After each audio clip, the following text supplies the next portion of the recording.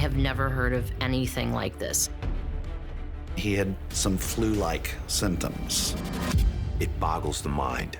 I even asked, it's like, you're sure it's a bleed, not a stroke? What is going on? Nobody's seen it coming. The twists were not over yet.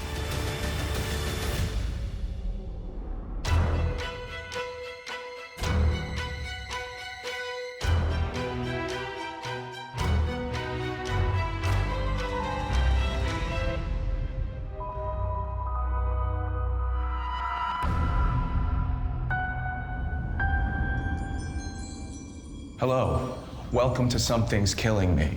I'm B.D. Wong. Some medical mysteries are harder to solve than others. They can take years to unravel, baffling cases that are often stranger than fiction. Tonight's story is exactly that. It surrounds the Staudte family of Springfield, Missouri, and a year in their lives that cannot be believed. The bizarre story begins in 2012 with Mark Staudte.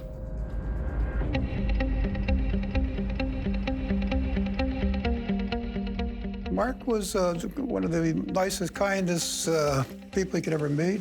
Very friendly, very sociable. The guy was just hilarious, full of life. When he came in the house, he always had his arms open. He was gonna hug you. Mark lived in Springfield, Missouri with his wife and his 4 kids. The oldest was Sean. He had a form of autism. Sean was very quiet, but he seemed like a very nice kid. Sarah was the next oldest. She had recently graduated from Missouri State University, and she wanted to be an interpreter. And then we had Rachel. She seemed to excel in everything. Her mother praised her to the limits. She did fairly well in school. Was also very good musically. And Brianna was 10 years old and the youngest of the Staudte bunch. Mark's wife is Diane. They were married nearly 3 decades. They met at college, and they fell in love, and they got married. They was a really perfect family. Diane was an insurance adjuster, and prior to that, she worked in nursing for a long time, and she was the primary breadwinner of the home. She was also very involved in the Lutheran Church in Springfield. She played the organ at her church, and Rachel played the flute. Mark was a stay-at-home dad because Sarah and Sean had some kind of developmental disabilities, and he needed to give that full-time attention to them at home.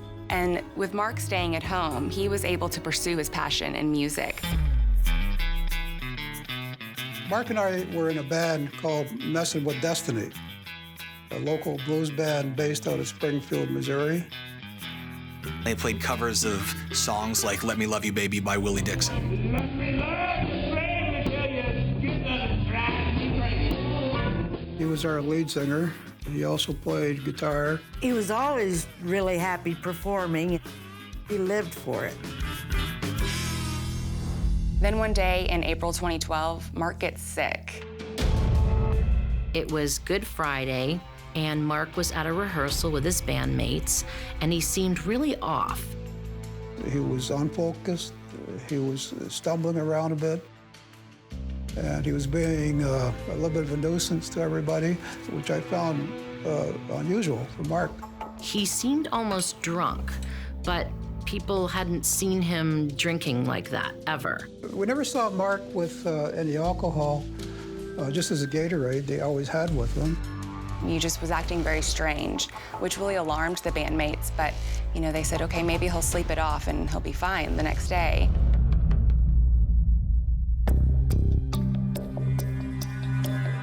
The next day is Mark's 61st birthday, so he goes to his bandmates, Charles Alexander's house, and he's, again, acting very bizarre, acting almost drunk. I could see there was something wrong with him. His skin tone was yellow. It looked like a bad spray tan. I asked him 3 times, man, let me take you to the hospital. And he said no. I said, Mark, there's something wrong, dude. Either I take you to the hospital or and you go back home. So he said, okay, Charles, all right, man, I'll go back home.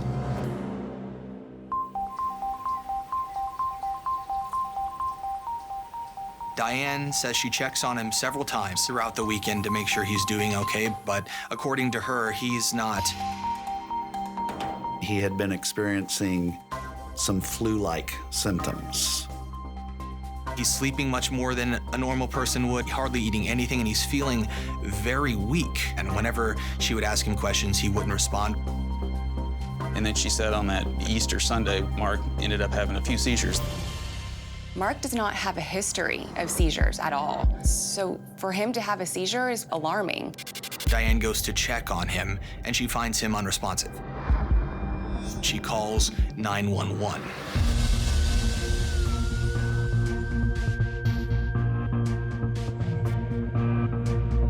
When I arrived, I observed Mark Staudte in the supine position in the hallway.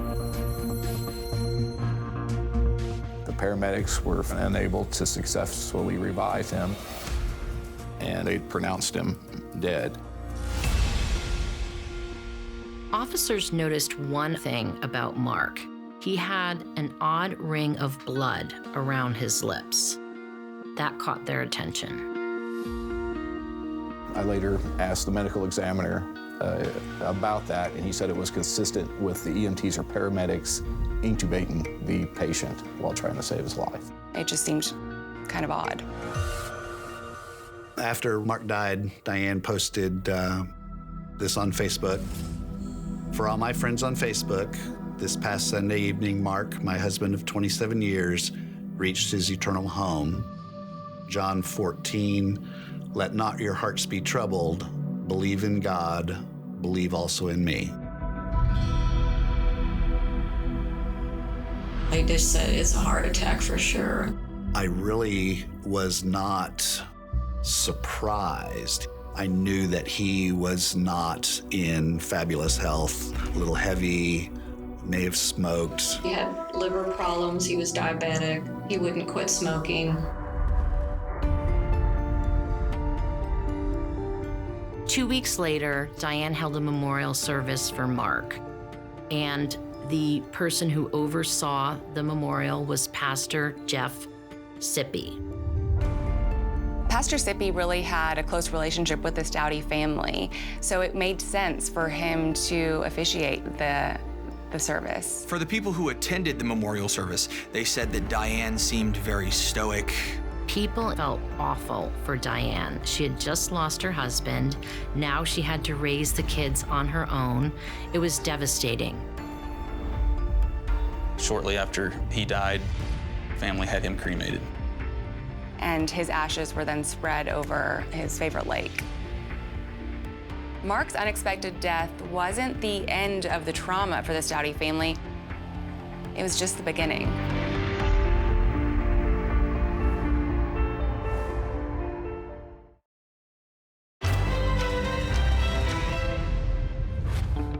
In April 2012, Mark Staudte became ill, experiencing flu-like symptoms and behaving oddly, as if he were drunk. Within days, he passes away, leaving behind his wife Diane and their 4 children, Brianna, Rachel, Sarah, and the eldest, 25-year-old Sean.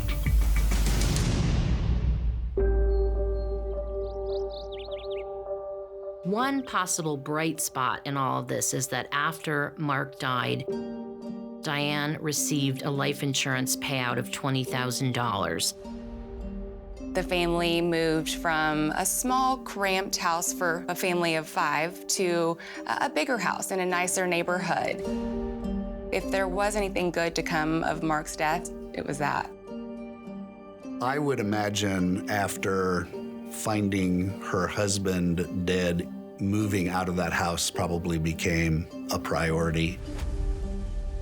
The previous owners of the home were friends, and they said when she moves in, we want you to be friendly and neighborly to her. In September, Diane and the kids had settled into their new house. They were enjoying life, and all of a sudden, Sean got sick. Diane said he had had flu-like symptoms for weeks. He had the chills, he had diarrhea. He's nauseated, he has headaches, and he has a seizure. But seizures are normal for Sean. He was born with a lesion on his brain, and so he had some seizure disorders as he was growing up. She thought he was fine because he was hydrated. And then, Diane goes to church on a Sunday. And when she came home, she found Sean unresponsive on the bedroom floor. To everyone's shock and horror, Sean died.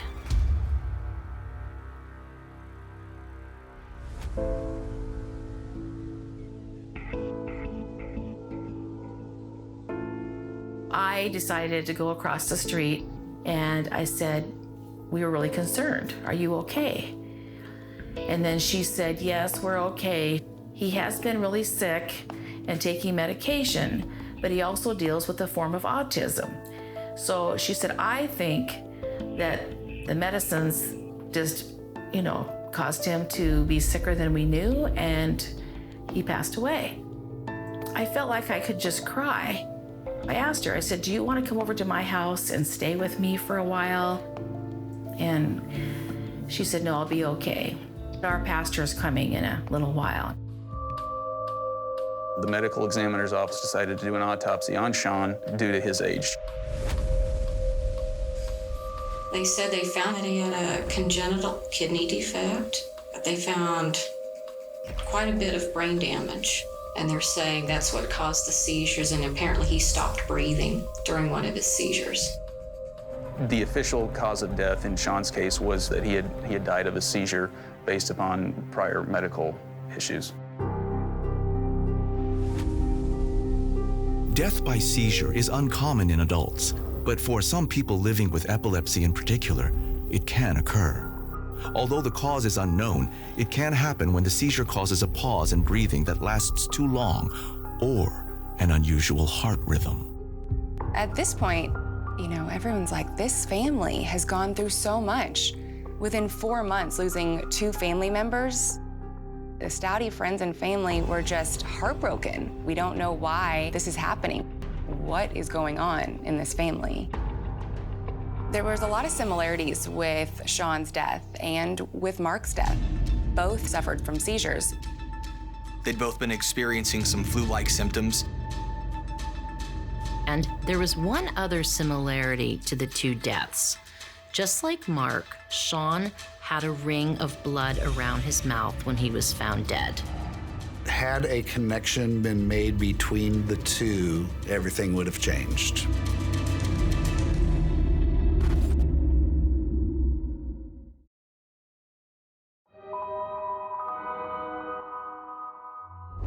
By the start of 2013, the Staudte family had experienced 2 traumatic losses in less than a year: Father Mark and his son Sean. Mother Diane was left to raise 3 daughters, the eldest 24-year-old Sarah, 22-year-old Rachel, and an 11-year-old Brianna. And then yet another mysterious illness struck the Staudtes. In June 2013, 280 days after Sean passed away, Sarah then fell extremely ill. She started feeling sick Saturday. She complained of a little headache. Her stomach was upset, and she threw up a couple of times. And that was it. I've seen the flu bug worse. And, she starts to just deteriorate. After checking on her several times, Diane came back and she found out that Sarah was unconscious. I couldn't get her to wake up. She didn't respond to me, so we took her to the emergency room. Sarah's condition was so bad that she couldn't walk, that she and Rachel had to actually carry Sarah. Basically, she was as sick could get. When Sarah gets to the hospital, she's not in good shape at all. The doctors could not figure out what was wrong. Her pH levels were high, she had a brain bleed, her kidneys were failing, her pancreas was failing. They did several tests for symptoms that relate to Sarah's, and it all came back negative. The doctors really couldn't pinpoint what it was. I even asked, you're sure it's a bleed, not a stroke, or a blood clot? Because that runs in my family. And at her age, the only thing I can see is if she was on birth control pills, but she wasn't. Her tox screen was normal. Nothing. Not even an aspirin. Her organs are failing. She's probably not going to live. Basically, she had a total body collapse. Whatever happened really did a number on her. It looks that Sarah, like her father and brother, will die. On June 9th, 2013, the day Sarah went into the hospital, Diane posted on Facebook, asking for prayers as my daughter Sarah is in critical condition in ICU tonight. People were shocked. They couldn't believe that this family was experiencing such tragedy yet again. At this point, you have to wonder what is going on within the Staudte family. Is it a medical condition? Is it genetics? Is it just bad luck? Something is happening to the members of the family. It seems like nobody can explain what's going on. It's a lot for one family to handle. I can't go through this again. But then the Springfield Police Department gets a call from an anonymous source. Something's not quite right. Please investigate.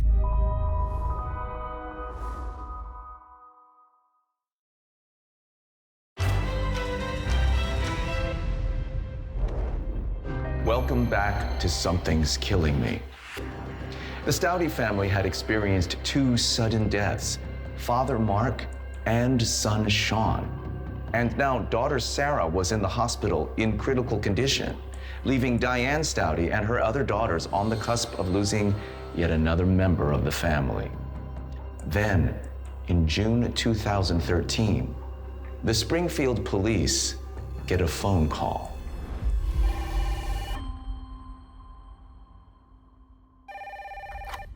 The police department received an anonymous tip on June 11th, a couple days after Sarah had been admitted to the hospital.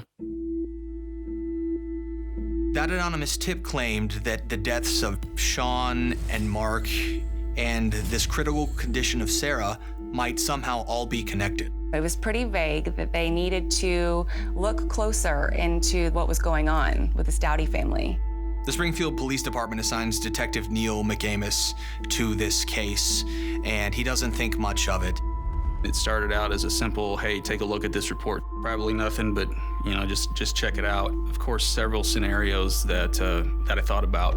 Is there something wrong with their home? Is there mold in the home? Is there some kind of chemical or something that the family is ingesting? There were so many things to think about without having any clue what was really going on. Detective McAmis decides to go to the hospital to talk to Sarah's nurse and see if there's any information he can get from her about what's been going on.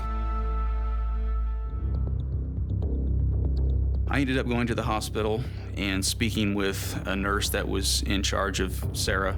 The nurse told Detective McAmis that Diane was acting really odd for a mother whose daughter was fighting for her life. Diane was making jokes with the nursing staff. She was laughing, did not take the situation seriously at all. And she had plans to go to Florida and that she was going to go no matter what. But with both Mark and Sean gone and the prospect of losing a third member of the family, losing that many people that quickly can cause you to do some weird things. We have to understand from the investigative standpoint that people grieve differently.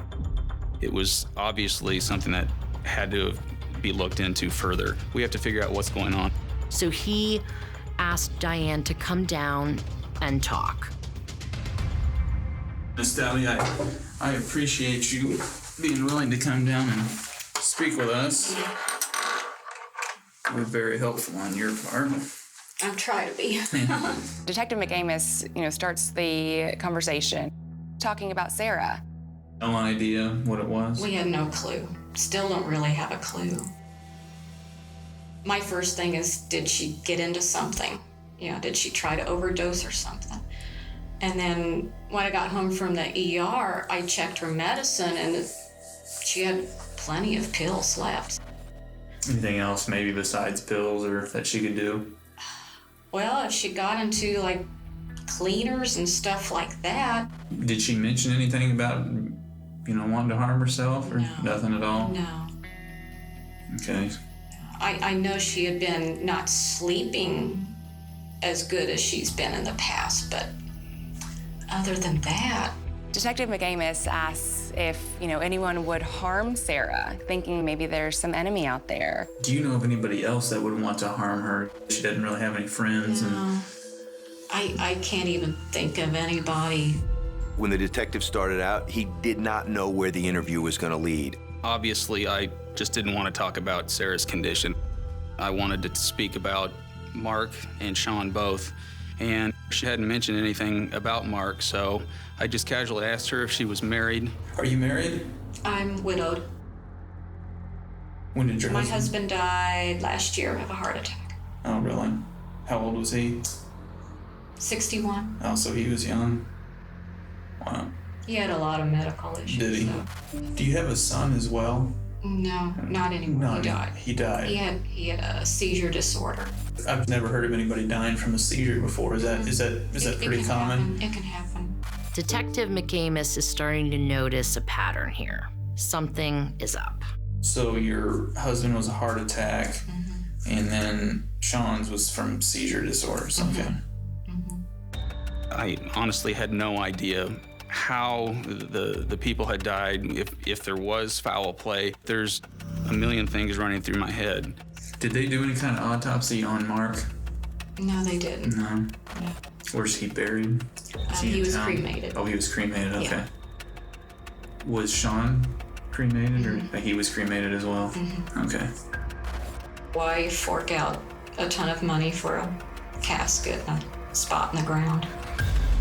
You can tell McAmis is onto something, but he doesn't know what yet. I reviewed and studied the reports from Mark's death, from Sean's death, the medical examiner's reports. And he found the similarities in their deaths, the ring of blood around their mouths, the flu-like symptoms, and that they had both been alleged to have at least one seizure before they died. And I reached out to the initial investigating officers that responded to Mark's death and to Sean's death. I sent an email back indicating that after processing the scene and waiting for them to remove the body, Diane Staudte was on the phone talking to multiple people and then stepped over Mark's body several times like it was nothing. I've got some suspicions, but at the same time, is she a grieving widow? Is she a grieving mother that's just been through some very tragic, catastrophic incidents? I had to really go at this soft. Do you know much about the autopsy process? A little bit. I notified her that I'd been in contact with the medical examiner's office. And as it turns out, in this case, they had kept tissue from Sean's body. So even though she cremated him, there was still evidence, and she did not know that. I told her that there was going to be further testing of those. Would you be surprised if something came back? Yeah, Would you? I think so. I think I would be surprised. I mean, why would you be surprised? Well, I never anticipated anything showing up, you know? And I just found that was really odd. I thought, why would you anticipate something being found in there? If somebody was to harm him, why do you think that would be? What would be the reason for somebody to want to harm him? I realized I had to do whatever I could to try and get it out of Diane. Then Diane's story starts to come apart. The twists were not over yet. Is it bad if you argue with your kids and tell them you'd be better off if you'd kill yourself?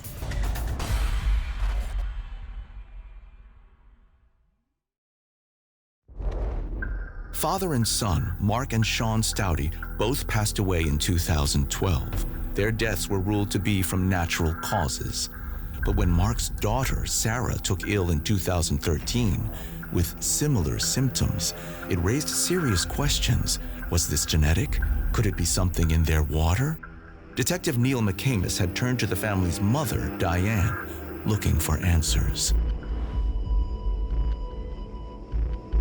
What was your guys' marriage like?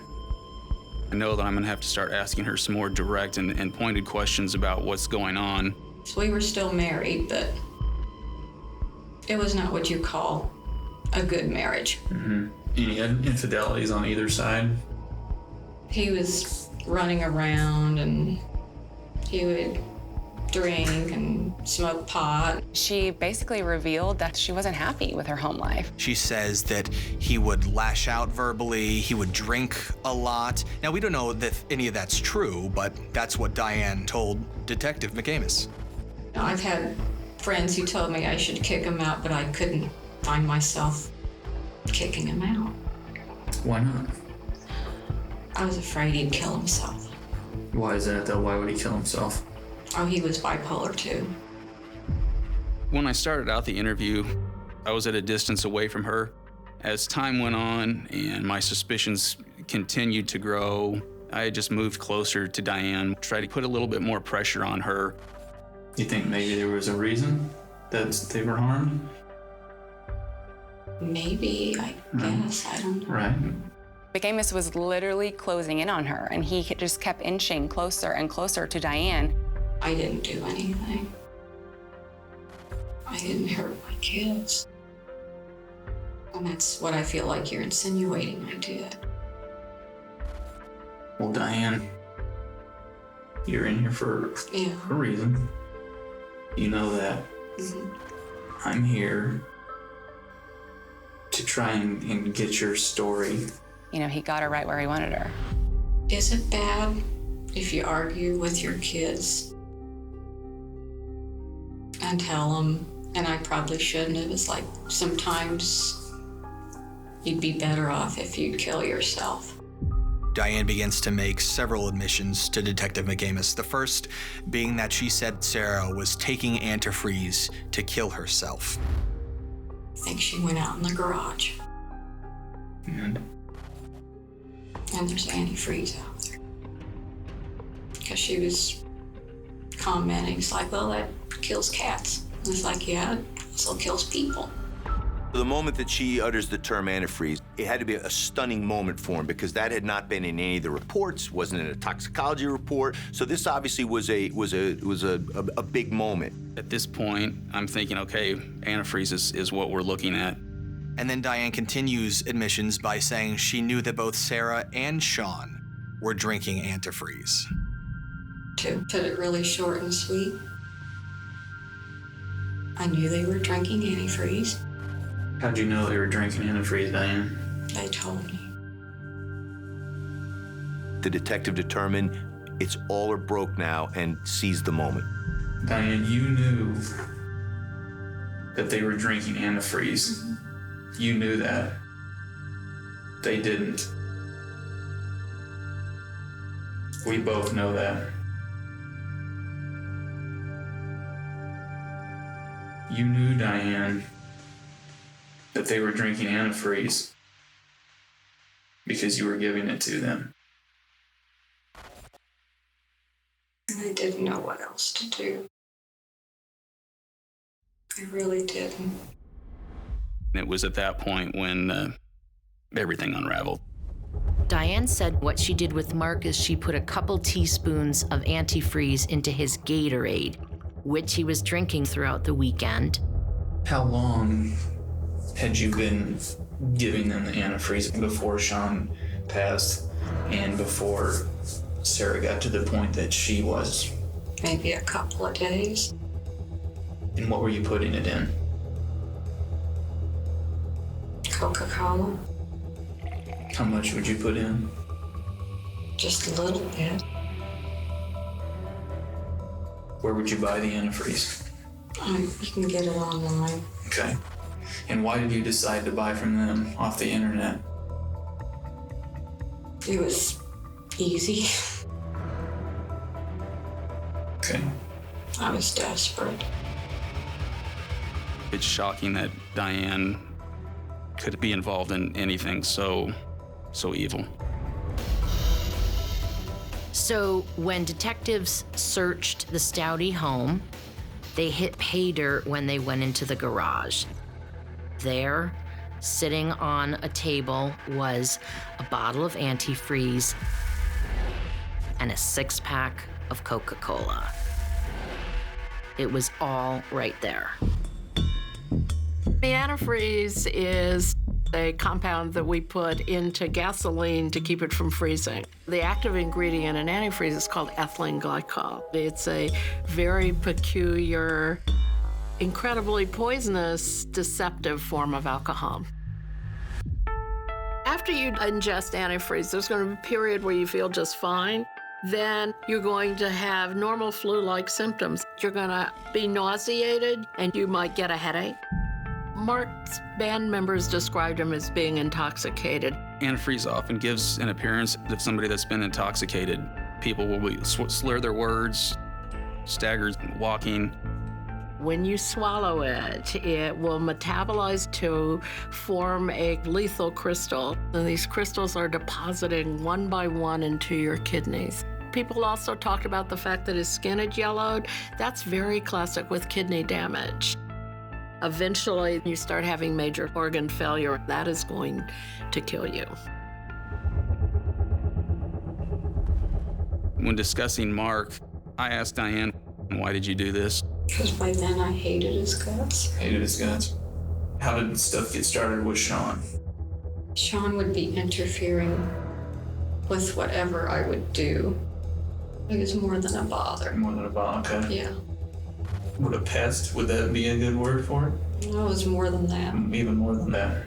And then she said she was wanting to kill Sarah because she had student debt and she didn't want to deal with that. Both Sean and Sarah would just basically trash the house. They would do whatever they wanted to do and never helped support or even contribute. Is there anybody else besides Mark, Sean, and Sarah? No, I'm not a perpetual killer. I'm just stupid. After Diane's arrest, her daughter Rachel was brought to the Springfield police station, and an officer breaks the news to Rachel about Diane's confession. Basically, what has happened is your mom has admitted to killing your dad and your brother and trying to kill your sister with poison. Just take some time.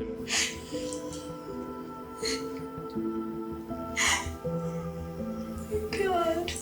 When you see Rachel crying and upset, you feel genuinely bad for her. She's lost 2 members of her family, a third one could be about to pass away, and she's left to take care of her little sister all by herself if her mother is put in jail. Deep down in your gut, do you think there was anything going on there with mom?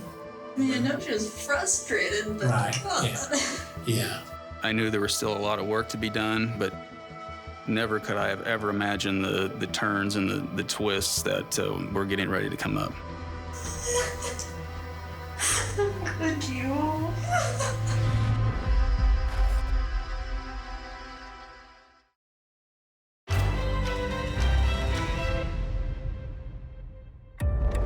Diane Staudte has confessed to using antifreeze to kill her husband Mark and son Sean, and trying to kill her daughter Sarah, nearly wiping out half the family except 11-year-old Brianna and 22-year-old Rachel. But then, a piece of evidence is found in the Staudte home, changing the path of this bizarre tale one more time. So Diane has just confessed to killing her husband and her son and poisoning her daughter. And police are searching the house. And then detectives find a purple diary. I was notified by one of our crime scene investigators. He told me, you better come take a look at this. And it's an entry in that diary that is super alarming. I didn't even know what to say, didn't know what to do. There's much more to the case than he ever realized. And they know that there's one more person that they have to speak to. Hey, Rachel, can I get you to switch with me? When I first started discussing the case with Rachel, she was very easy to talk with. She was pleasant. I'm just trying to figure some things out here. Did you ever have any suspicions about anything when your dad and brother and sister got sick? In hindsight now, yeah. It's just hard to think that somebody would do that. Well, Rachel, do you recognize this? Yeah, I remember this. Okay, what is that? Little journal thing. A journal thing? Whose journal? Mine. Your journal? Turns out in the diary was the plan. The plan to kill Mark and then Sean. And it belongs to Rachel. In it, she had written, "It's sad when I realize how my father will pass on in the next 2 months and how Sean, my brother, will move on shortly after. And yet, it's really helpful. I'm being warned so that I have more time to prepare and cope. Also, I get to have Dad's car when he's gone. It'll be tough getting used to the changes, but everything will work out." So you wrote this then, is what you're telling me? Okay. There was a dream that I had had. That they would die, but Now's the time to be completely truthful with everything. Are we understood? I'd had a lot of really bad dreams about them dying. I talked to Mom about it, and she mentioned she was thinking of hurting them. Diane said, okay, well, let's make it happen. I thought, no way, it can't be. So I just continued to press Rachel, and eventually the truth came out. The mother-daughter duo planned the deaths of their family members. What kind of searches did you do? Death-related in general. And what does that mean? How to kill someone. Rachel said that, she was okay with killing off her dad. There was no concern there. Sean, we argued on a lot because I still think we could have put him in assisted living, but she wanted him out. What did you say when she talked about killing Sarah? She was very adamant on that Sarah was just a burden, that Sarah needed to be taken care of. And by taken care of, I mean... She means... killed. Yeah. How were you guys going to poison them to kill them? Mom decided on antifreeze. Antifreeze. And why was antifreeze decided? Because in general, you could put it in something and you couldn't taste it. So did Sarah ever become suspicious when she started to get sick? She did mention, oh, am I going to die? I mean, it's just totally shocking. After Rachel's interview, she was arrested right along with Diane, and she had her purse with her. Hey, Rachel, I need to see your purse real quick, okay? Investigators found a poem in Rachel's purse. The poem said, "Once upon a time there were 6, now there are only 3. Only the quiet ones are left, my mom, my little sister, and me." Detectives brought Rachel back for another round of questioning, and that's where she reveals something even more chilling. When Sarah got so bad, why did you take her to the hospital?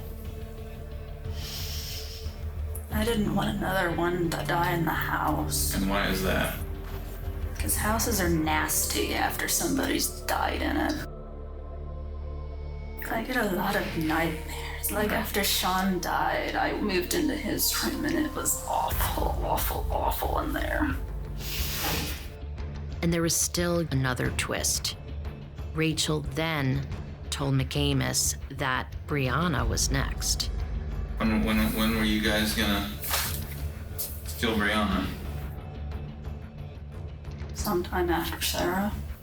And how are you gonna do that? Well, she liked root beer. It's horrific. She's 11. She's a little girl. Did you want it to just be you and your mother? Yeah. And why is that? Because she understands me. One thing to remember is that Rachel and Diane could have gotten away with this if it had not been for that anonymous tip. And as it turns out, that anonymous tip came from their pastor, Jeff Sippy. The same pastor that presided over Mark's funeral. I spoke with him later on about it, and he just said that he and Diane were close through church, but he just was suspicious of the behavior of Diane.